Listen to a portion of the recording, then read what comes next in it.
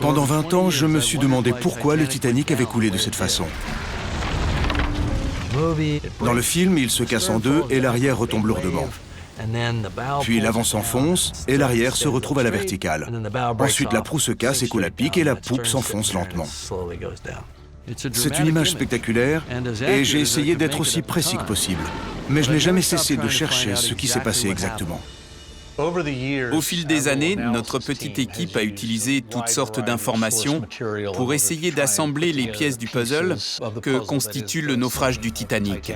On voit sur l'épave que l'acier a cédé au niveau des rivets. Grâce aux explorations qu'il a faites dans la proue, Jim nous a permis de mieux comprendre ce qui s'est passé quand l'eau est entrée et pendant la descente vers le fond.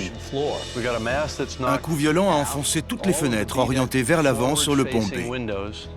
Cassé, cassé, cassé.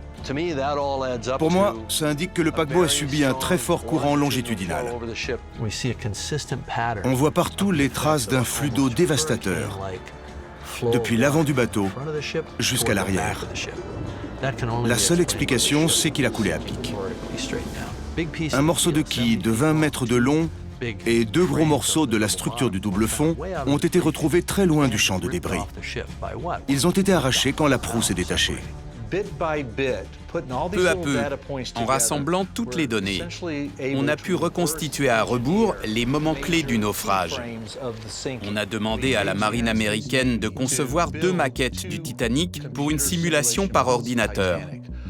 La première montre la progression de l'eau dans le bateau pendant qu'il coule. L'autre mesure la pression dans la coque. On s'est aperçu que le Titanic n'a pas eu besoin de s'incliner à 90 degrés au-dessus de l'eau. La simulation a montré que 23 degrés d'inclinaison ont suffi à exercer une pression maximale sur la structure et à la casser.